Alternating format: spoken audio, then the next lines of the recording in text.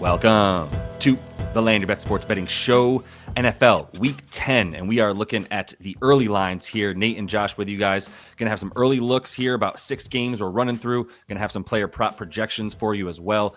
Getting ahead of these lines that come out for the player props, as we don't have much yet, obviously, but definitely some key guys to take a look at. And as always, Nate's going to follow this up with some closing lines, so make sure you are subscribed to the channel because those will be coming out end of week. And I'll also have that Thursday night football stuff up for you with Nate, throwing some player props in there as well. So let's start it here with this Lions and Commanders affair, Nate, where the total has dropped 2 points. So what are you looking at doing with this? Yeah, I assume it's because of the lack of faith in Washington's offense, which we've seen look awful in back-to-back primetime games now. But Detroit is obviously in a bounce-back spot offensively, a double bounce-back / revenge spot, right? Because this is the NFC Championship game rematch. They were probably circling it, looking ahead to it, maybe overlooked J.J. McCarthy and company a little bit last week, but that offense should be back on track. Should be firing on all cylinders against a team that I guess you could call a sitting duck at this point. With Jaden Daniels done, teams will always surprise you though. Like they've had some tough matchups for sure against the Chiefs and the Seahawks in primetime. I mean, those are really, really good defenses, really well put together teams. And Detroit looked pretty vulnerable against, again, J.J. McCarthy. Not exactly a wealth of experience there, but I expect this game to get a little loose. Frankie Louvu's out. Marshawn Lattimore, I think, out for the season. And Amos, who's been their better corner anyway, is questionable with a hip. So, I mean, this Washington secondary that is already getting torched by explosives is now going to be down to backups at the back end.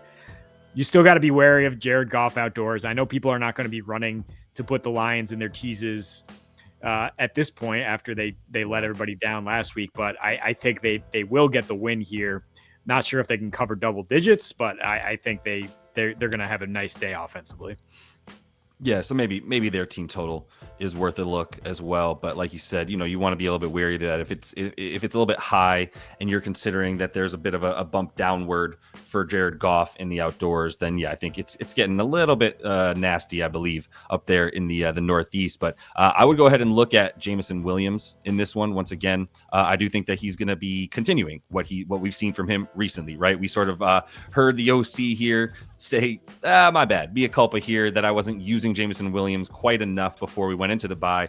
Then you come back out of it, 91% of the snaps, 93% of the routes. And this is a big play sort of matchup. We talked about this when we were talking about the last Commanders game as well, that there was going to be some explosive plays available. And that certainly was the case on Sunday night as well for them when they lost. So I think that'll be the continuing situation here. You do have Amon-Ra in the slot, always going to be an option, but he's really sort of like one of the few remaining options that they have right now at the wide receiver spot. So it's really, he and Jameson Williams. And I do think that if you look at the way that Sam Laporta has been used, he has also been somewhat of a deep threat down the seams. But it does seem like if the Lions are without a couple of their key offensive linemen, that might actually be worse for him in terms of needing to stick around and help with those pressures at tight end and be an extra blocker on a couple of those pass plays where maybe his route percentage kind of dips as a result.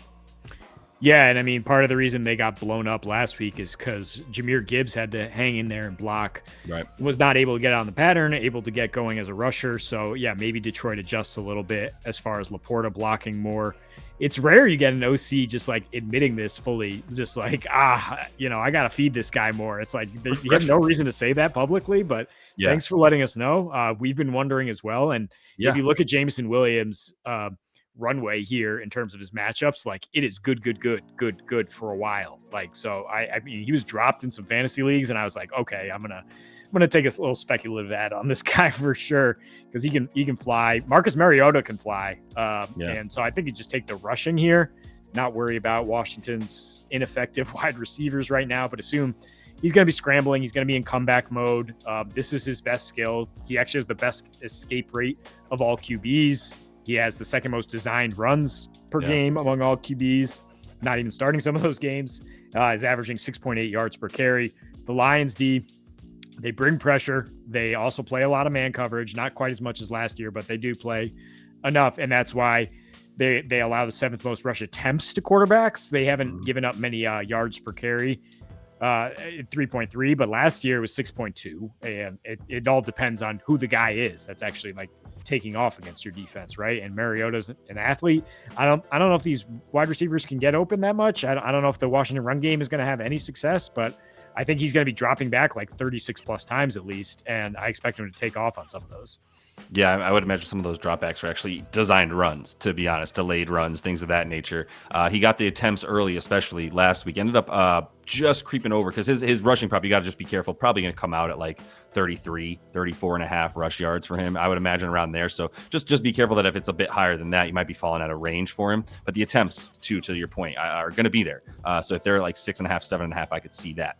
A game between two somewhat struggling teams here. Nice win by Los Bears last week. Loveland there making his debut, his sort of coming out party. But we've got the struggling Giants anyway, the definitely injured Giants, and they are dogs here on the road against Los Bears, but perhaps some value on my boys? No, thank you. Unless we get positive injury report from their secondary here, I will not be backing the Giants again. They didn't even hit my tees last week. God damn it. Losing by 10. I do like props though in this game. That's why it's up here near the top. Like it to get loose. The Bears are kind of a new carnival. They're now 75% of the over with Ben Johnson at the helm, and now he's going to be licking his chops if the top two corners are out again for the Giants. As just like, what can I cook up? I actually don't really want to do any Bears props though, unless Monungai is has some value here. Because if Swift comes back and Monungai's props go down, I think you hit that. I don't think they're going back to like DeAndre Swift interior rusher mode. Monungai, they have their guy. That's what this headline is. Found our guy. Yeah. They found a ground identity. And I wonder if Brian Daboll's a lame duck at this point. I wonder if the team's going to quit on him a little bit. I mean, that defense is already really underperformed as far as like they should be stopping the run and they can't. So I expect them to be giving up points, and that therefore the Giants are going to be in comeback mode. Yeah, they will be. Just a quick note, too, for you. You did miss an opportunity to go found our Monungai, but I still like it. I know what you were doing there with the found our guy. It makes total sense. I've been waiting on him, man. He looks good when he gets the ball. He passes all of the eye tests, and I believe he's better at finding a hole than DeAndre Swift. So I'm with him coming in, finally getting his chance to play here. But you mentioned comeback mode, right? It's Jaxon Dart mode, really, for the Giants at this point. It's tough to watch the drops as a Giants fan because you're like, I hope this is not in any way like limiting the growth of Jaxon Dart's confidence, because he is throwing some darts, dude, literally. Like, he is hitting these guys in stride 30-40 yards down the field on some decent routes, and guys like Darius Slayton have really good separation and cannot keep the ball in their hands if it's too far away and there's pressure on him. But either way, I think you add the rushing to this as well for him.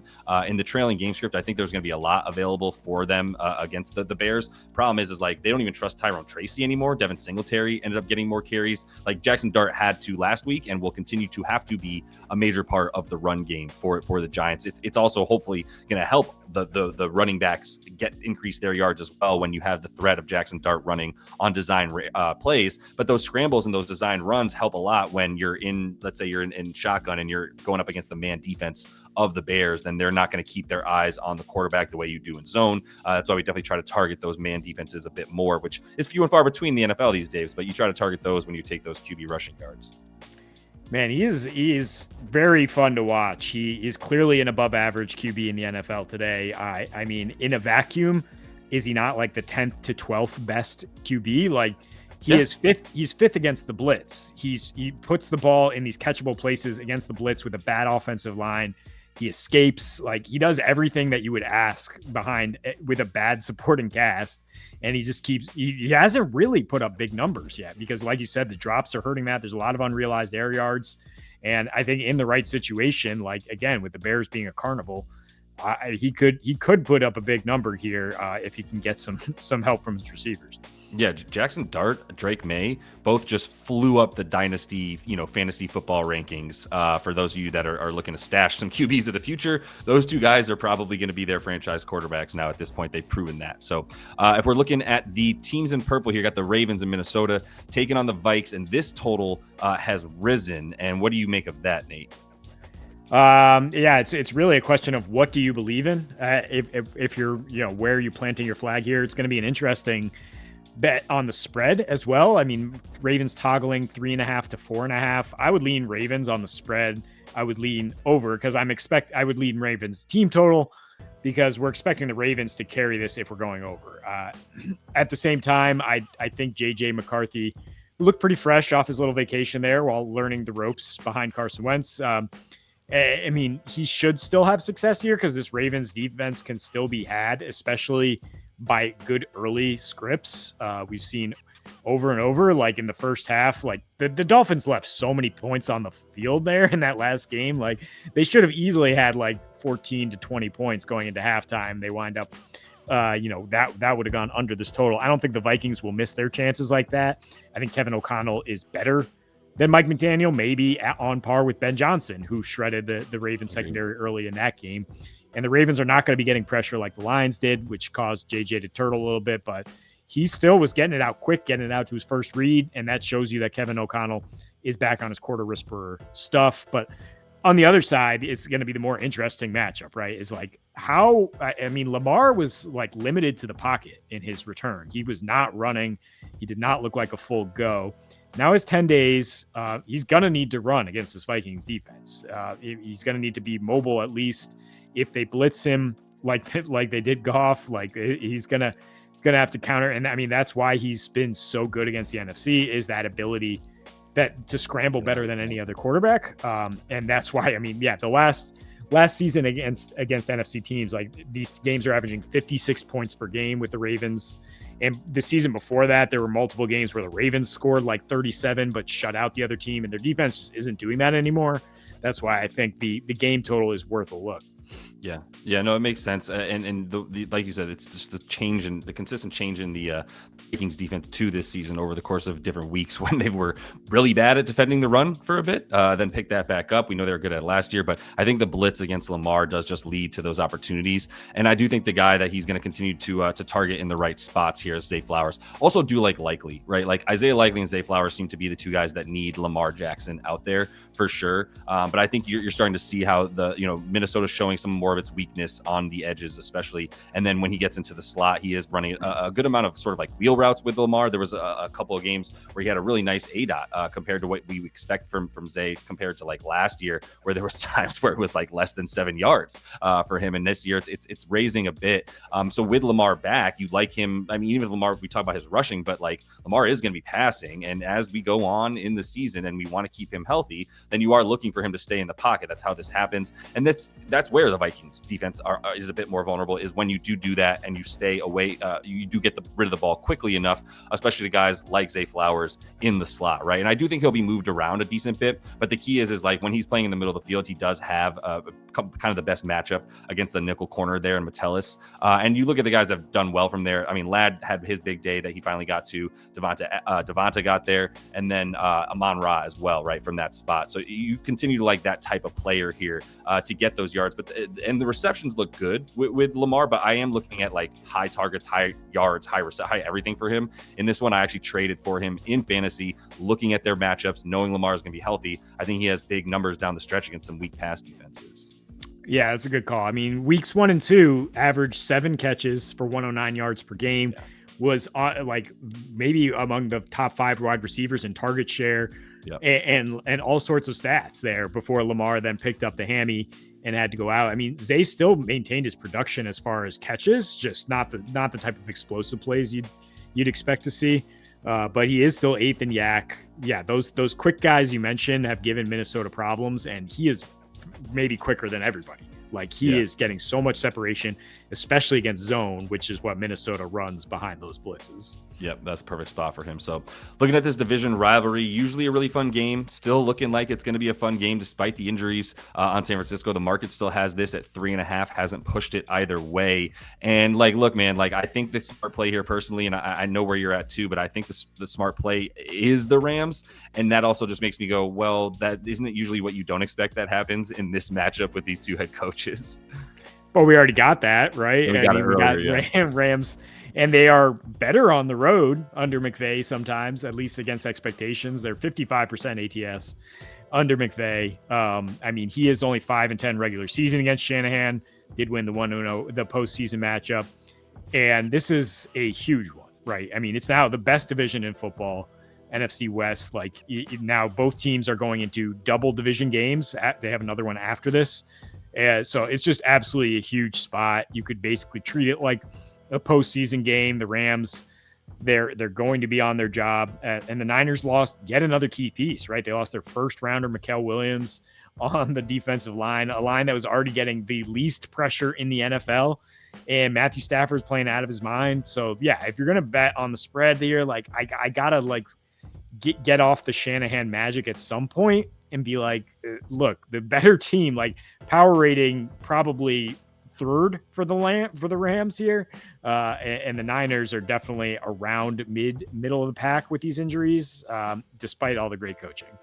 Yeah, I could even see them being, bottom half of the league pretty easily. Like you said, like high teens in terms of where you would probably rank them. And if the Rams are healthy and playing up to speed, then yeah. And they do have Puka back, but this is something that we called out last game in this matchup, was that Davante Adams has the matchup in this one, right? And this is now the worst pass rush in the NFL. That'll happen when you lose your key guys there, as opposed to the strength of this defense in previous years, right? And what we saw last game, why we called it out, and what we do expect to happen again, is that you essentially sell out versus Puka to do your best to stop him. And he started out really, really quietly against them, ended up with the reception, still went under the yards for Puka in the last one, but Adams went pretty clean over, and it's because he gets the air yards with Puka, right? We talk about how he's playing a bit more on the outside without Puka, running deeper routes with him out there, rather, I should say, with him, all of this, right? He's actually deeper target, but he had to sort of keep it together and be that sort of third down guy for Matt Stafford, who ran shorter routes when Puka was off the field and hurt for a couple games.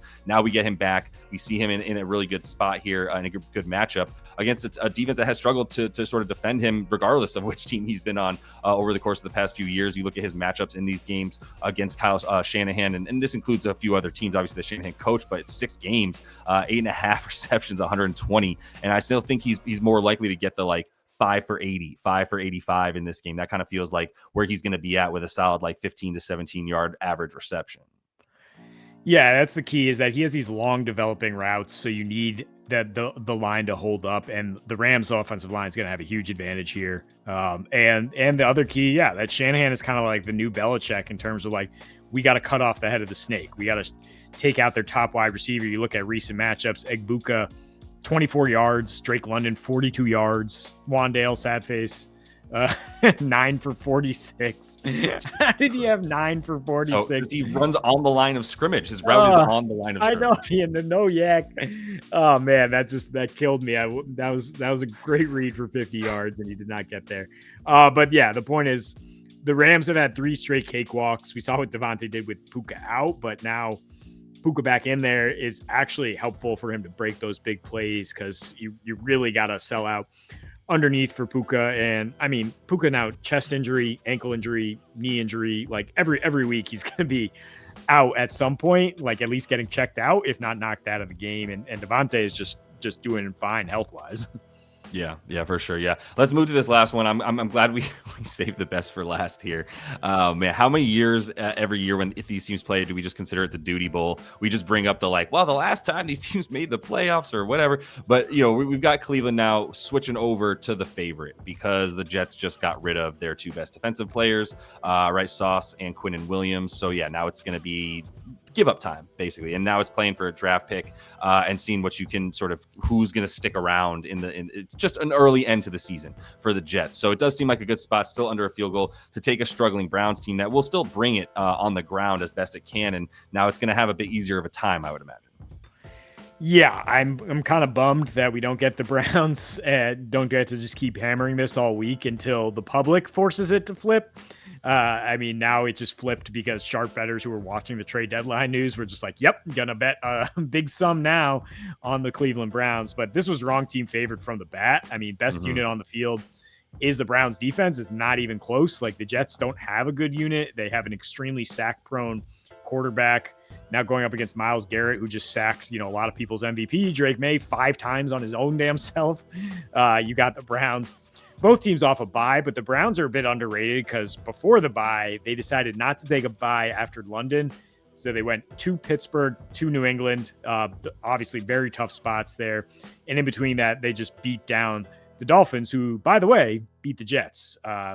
That's not that that's transitive property or anything, but yes, they can beat bad teams. The Browns can, because they can just pound the rock. And Jets are 25th in EPA against the run.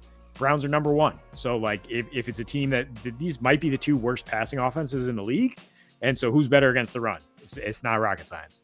Might definitely be that for these two teams. Yeah, I could easily see that going. And that's why it's like, let's not overcomplicate this with Quinshon here and the commitment to the run for the Browns and just taking advantage of this team. I could see like a nice little, like, however many, but let's put it, let's say it opens up at like 65.5 rush yards for him or so, like taking a nice over with the Jets, the Browns on an alt line there as well, by, sell a few points essentially for the Browns here and have them win by more than a field goal and get it up to a tutty or what have you. I see all of that as a solid play here, and they're all correlated as well. Like it's interesting because like the Browns, yeah, it could be correlated that if they're leading, but if they're losing, they run the ball. They're in the top 3 in terms of rush percentage in a negative game script this season for a reason, right? They said that it doesn't matter if we're down 2 scores. It's just as likely that we're going to get 4 yards from a rush. In fact, more so than 8 yards from a pass, right? At this point, even when they went for the 54 attempts, right, from the rook. And I don't think we're going to see that again anymore, as we saw right after Gabriel threw 54 times.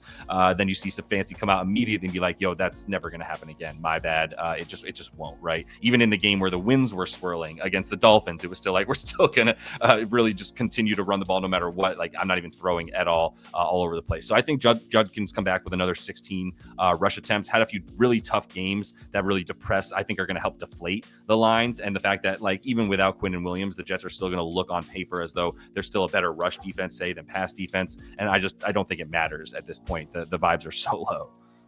Yeah, and the Browns really don't want Dylan Gabriel to be dropping back a ton here.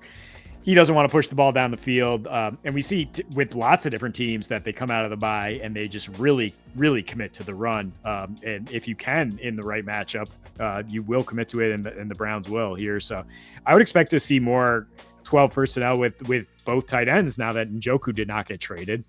So that's helpful. And I might even look at Harold Fannin leaking out and catching some balls there against the Jets defense that just doesn't have much talent left. But one more here is a tight end to look at.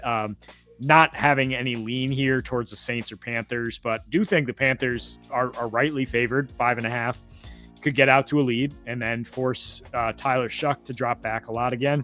And this is just a good fit for Tyler Shuck's skill set, which is basically 3-step drop, look over the interior. And he targeted Juwan, I think, 7 times last week. Juwan was doing work early in the season before things got a little muddled for the Saints. Now the target tree is a little more easy to understand here with Shaheed gone. And Olave is going to get lots of attention. People might try to target him, but I think Juwan Johnson is going to be the guy getting the passes over the interior. We talk about this with the Panthers defense. They're very bad in the middle of the field pass-wise, and they're pretty good on the boundary. Yeah, and we've just been waiting for the Saints to somewhat give up, to be honest. And I thought maybe we might see Olave shipped as well. And then it was just going to be like, I guess we'll just bet on tight ends for the Saints moving forward. But it is Juwan, I think, again, with the way that the script will work, especially. I do like receptions for him a bunch. But he has run a few deeper targets in the games where he has been a featured part of the receiving game. So I'm with all of that for him. But that is all the time we have for you in this one. Make sure to subscribe to the channel. Like I said, we're going to have the Thursday Night Football video up for you. And then also Nate's closing lines. I'll have player props for the weekend, plus all the NBA every night throughout the week, and then sometimes on the weekends as well. Hope to see you guys there on landyourbets.com. And until we do, happy betting. Okay.